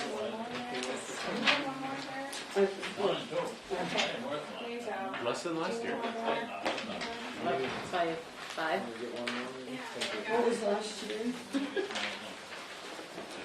Last year's is not on here, this is just a review of what we Think we're gonna have. think we're gonna have. 43 last year. Yeah, there were 43, weren't there? I'll take your reading glasses. So you've not actually received all these in hand yet? No. Some, but not all. so. We're trying to get them before the end of December. Anyone that's called me, I say they're not due till January, but we need them by the end of December because we have to check the signatures. We have to make sure that the people that are signing them are actually registered voters in the town of Littleton. So there's a process. It's not 5 minutes. Can't you lie and say the 15th December? I would love to. I know, I'm just kidding. That's not me. I'm just teasing you. That's tough. When it says offsetting funds, for example, what am I looking at here, the Opera House stage rigging. That means there's money set aside already in a special revenue fund or a trust fund or some fund that will cover that cost. Okay. So Karen, looking at the warrant, your summary at the bottom, just to make sure we're following that. Town tax rate as set. You're listing here the default budget. You're not listing the town manager's. It is in here, under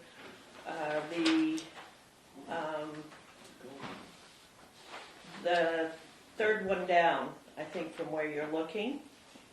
It says 2016 town tax rate, then 2017 estimated proposed tax rate with all warrant articles. It says estimated default budget tax rate with all warrant articles. But you look 2 more little lines down.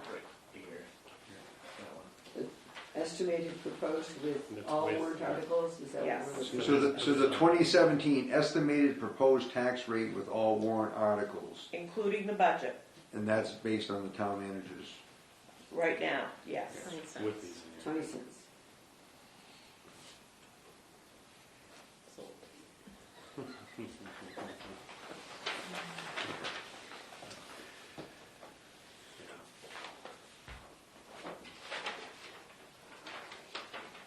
What's the proposal number? The proposed budget right now, the budget committee looks at what I just handed out, and I'll make sure he gets it too. It's on page 4 of the budget packet that I handed out earlier. Is now $8,646,685.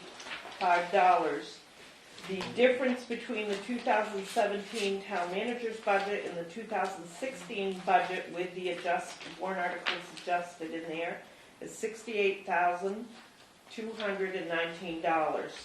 It's actually down from the last budget that I gave you by $19,190. We've included the health insurance savings for the non-union into this budget. It's now, instead of being 1.2% above last year's budget, it's now 0.80. So it's less than 1%.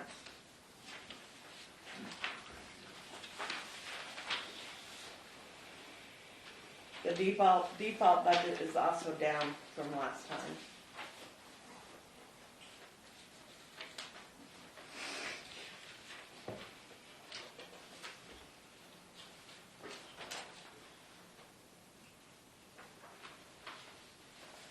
On the warrant article list you have, we did include $15,000 for the library for a part-time person because we weren't sure of what they were going to end up doing. And I wasn't really sure of that number, and that's why I was asking them what that number was going to be. So to be clear, the number that's in the budget already includes that part-time employee. So we can take them out of either the budget or the warrant article. Right. One way or the other, there's 15. Who decides which way it goes? The selectmen would decide what is in the proposed budget. They can direct the library's trustees how much to deduct from their proposed budget, but they can't tell them where to take it. That's why, I think I basically said that when they were here, that even for us, we would probably not go in and just point on something, but we would give a dollar amount or a percentage amount. And So the budget they gave us, which is somewhere here now. It was $28,000 increase, it was Right, and in 9%. theory, this could stay on the warrant, Mhm. and that would now be $13,000 increase. $28,000 increase is what it You was. could, yes, you could drop that 28 by 15, 15, or whatever the number Whatever, calculates. exactly. So how do we tie page 4 to your town meeting warrant worksheet? Page 4, now there is a little tiny bit of difference because I had one correction to make in here under the parking meters when we decided to drop that to 29 hours. So there's a small correction in here. So page 4 gives you the default and the town manager proposed. If you look at that number 1, 2017 default operating budget, the amount requested, and this was not my form, but this was used from a budget I produced on December 1st. So the amount that should be there is $6,611,906, and that's exactly what's there. Wait a minute.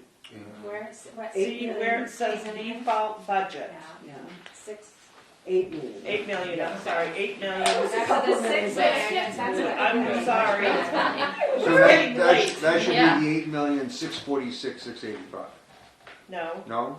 8,611,906 is the default Is budget. the default, right? That's the default, so that one's right. Minus the revenues, which I have default revenues here. Adjusted by what is requested, which is what is left, what is appropriated from the tax rate. So that is $5,452,446. Right. Have you seen that? And the reason though, Karen, you're using the 2017 default instead of the 2017 town manager's budget? We are using that. So you look the next section down on number 2, we did it in 2 spots, so you have a picture. Okay. So if you look at the proposed budget, and this is the town budget of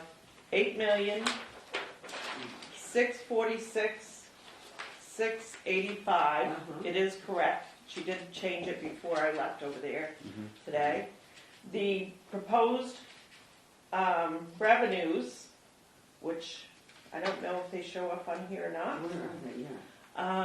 She put in $3,150,006, and I have $3,149,581. So there's going to be a little difference there.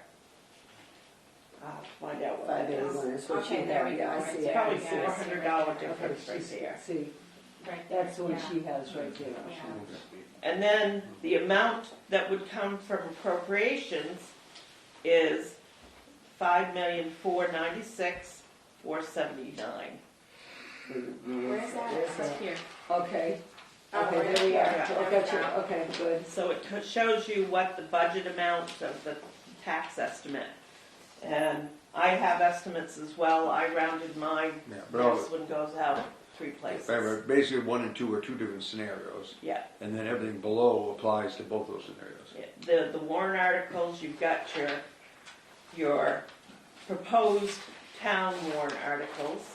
You've got the petition warrant articles from agencies that are usually part of the town or considered part of the town in some form, like the cemeteries, the chamber, the community center, and the library. Then you have your other social service warrant articles. And keep in mind, this is a draft. I noticed on here already something that I've spoken with somebody about, and we've agreed we're going to take it out of here. And also the SEA and ASME union negotiations, those aren't completed yet, so these are just estimates. You're just really Shot in the rough dark. numbers. Yeah, we'll have. We're getting close with both of them, so we should have some updated numbers soon. Didn't we have the Chamber of Commerce presentation already? No. We did have Well, it, we did have the Chamber of Commerce, Yeah. but they haven't formulated their warrant articles, so we need to get that information. It's On there. less, I think it's gonna be less than what you've got. So they're coming next week. Yeah, something's wrong, and it's my mind, I think. Well, why do we show the library costing $345,000, whatever it is, when they've got all the income? What balances that out? Where's it? Am I asking a dumb question? Where are you looking at? Well, okay, Where are you? okay, I'm also library, 48, wasn't it? 48? I think it was. I think it was. No, I think it was before that. The library's before that. It was right in there somewhere. At 40. 40. Okay. Now, the way this budget works, to explain it to you a little bit, you have your total expenses. So their total expenses for what they're proposing in the town manager budget is $335,589. So I'm looking under the proposed. So they have revenue coming in from other sources that total $38,500. Right. So No. No, 38.5.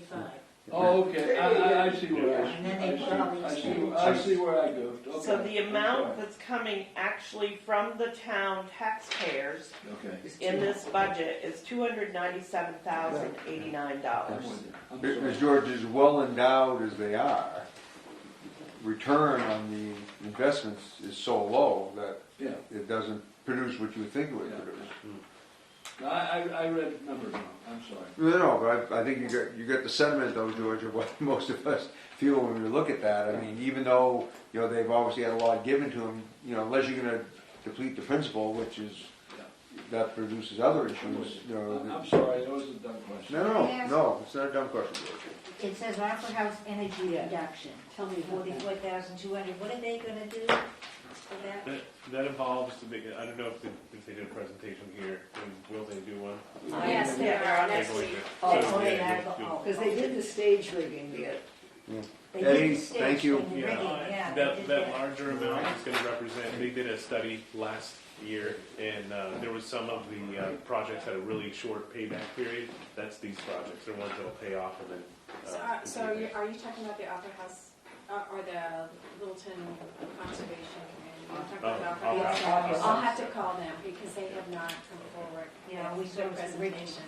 Look, Ron Bolt was part of the energy conservation, and he, I believe, His schedule for next week. yeah, he's talked about doing some insulation to the Opera House in certain areas that need it, that will eventually pay back itself, because we're gonna save money on heating the building.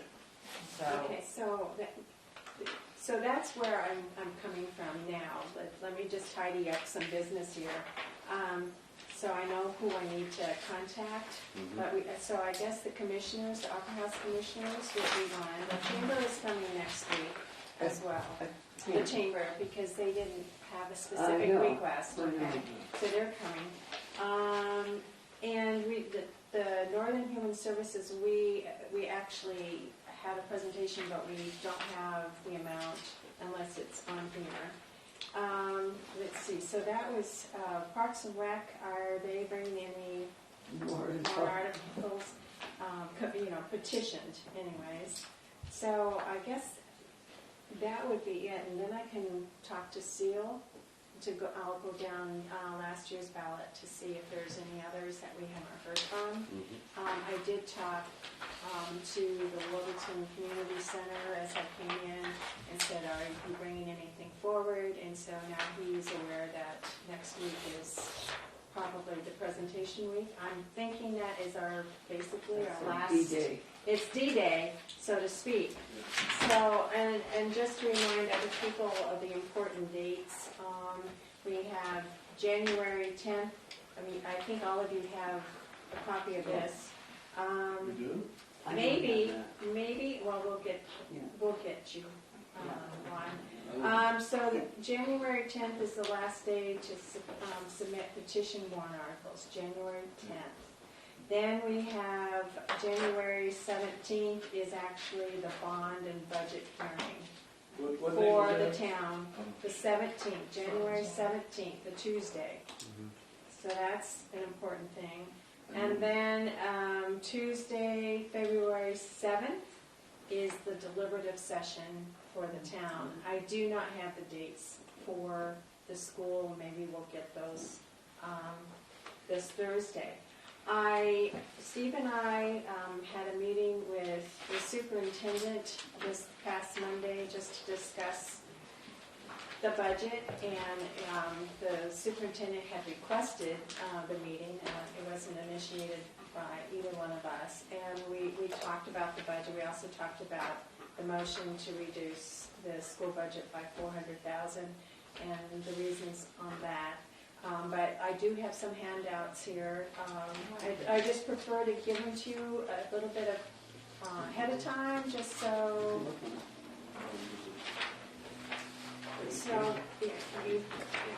and make sure Steve gets one. Here's another one. It just, sometimes it's really hard to understand these things when you're handed. I don't know if they made enough for everybody. Each piece of paper, so. And, yeah, I gave you one, and you could just hand it to them. Boy, I wish I could do a default budget like this. A one pager, Karen? I'm just gonna throw it in. Double-sided. So anyways, I will send a link out. We didn't actually have Channel 2 at the first meeting. So I will, the action for those that weren't there, the budget committee did vote and approve a motion to reduce the expenses of the proposed budget by $400,000. So that's where we stand at this point. And At that meeting that was done yes. last Thursday. Mr. Chairman, I want to just, follow up on what Diana said. I mean, do the Soviets the right amount of money that for the budget, for the town budget? Don't you think something is missing? Missing as in? Missing as in? About the money that we spend year by year, on the river district. Where the hell is it? Where the hell is it? It's what? Do the Soviets temporary? No. Do the Soviets a temporary, amount of money, the $675,000? The amount that we're going to have to pay in 2017 is in the budget. It's in the budget, and it's only interest that we have to pay. For that year. Well, it's money, right? It's a tax money, right? It's in the Okay. budget. Yeah. This budget. Okay, we are having a curfew meeting. I know you have a proper meeting, but when you do a budget committee meeting, Yes. and you're talking about money from the taxpayer, you better go point by point, not just to try, to avoid the main issues, okay? Well, Because so this over here, it's not the right amount of money that you're gonna ask the people. $675,000, $681,000, just for the warrant articles. It's more than that, right? No. Okay, Rudy, can I just jump in here? a Sure. little bit? Anytime. So this is just basic information that she's giving us right at this point. But next Tuesday, we will finish hearing from the petition warrant articles and anything else that they have to present. On Thursday of next week, this is when we're going to put everything together. The operating budget, these warrant articles on that sheet that you're talking about, and the school's operating budget and any of their warrant articles. The only thing that might not be available at that time will be the negotiated agreements. I don't think we'll have information on the negotiated agreement. We have 2 on the town side, I believe, and we have 1 on the school side. Those are the pieces of information that we will not have. But all the operating budgets and all the warrant articles, we will have, and that's when we're going to pull it all together for you, Rudy. But you're still gonna miss the money that's gonna cost the town, a little town, right? For the river district that they have, wait a minute. Every time the river district, he asks for a grant, right? that doesn't mean that the town, your commission over here, the budgeting, is supposed to match, right? Where does this money come from? From us, right? Or wrong? Part of it does come from us, but the part that does come from us that we know of at this point is the interest, and that is in the operating budget because that's the proper area that it would be placed. So we will be discussing it. Okay. Okay. I'm just trying to keep your mind open. Yeah. I saw the chairman and the town manager, just to keep your mind open. Just so I'm following along, that's under debt service. Yes. Right. Okay. It is under, it's under debt service, thank you. Yeah. You have the right term, I know it's in the budget, you know where it's. Okay. All the town trust funds. That's all that I am aware of, that's under the trustee of the trust funds control. I will not be there Thursday, I apologize. That's the school. Yeah, the school. Okay, but the point to follow up here, this, Diane, we've not yet had a commitment, if you will, from the town to coming to that meeting a week from Thursday, right? We're asking for that. We're asking for them to come. No, Yes, I right. would At the guess. school, at the school. At the school. So- And I guess we're hoping, Andrew, that you and Karen and at least one, if not all, of the selectmen, 4 o'clock. What time would that be? 4 to 6, and And then next, in the cafeteria at the high school. Yes, And that's Thursday. Thursday. Right, so have you ever been to the cafeteria? And Thursday, that What- following if I- Thursday. Would it be okay? the Right. 15th or at the school, at 4 o'clock. Yeah, it's just I so would hard, hope it's so, so yes. easy I mean, to but pull it- it all together, Unless they- that's when and they- I don't want Well, to yeah, that's right. But if not, at least if you have Bill there, and, and Karen, make I mean, discussion here, so. but, and on the school item, okay. So, folks, are we all, Badger scholar. Make a motion, are we all set, folks, or? I believe so. Okay, because I think they did want us out of here to reset the room, so. Yes. Okay, so anyway, Thursday, this Thursday at the high school, 4 to 6, next Tuesday here, 4 to 6, and Thursday next week, high school, 4 to 6. And what you should have is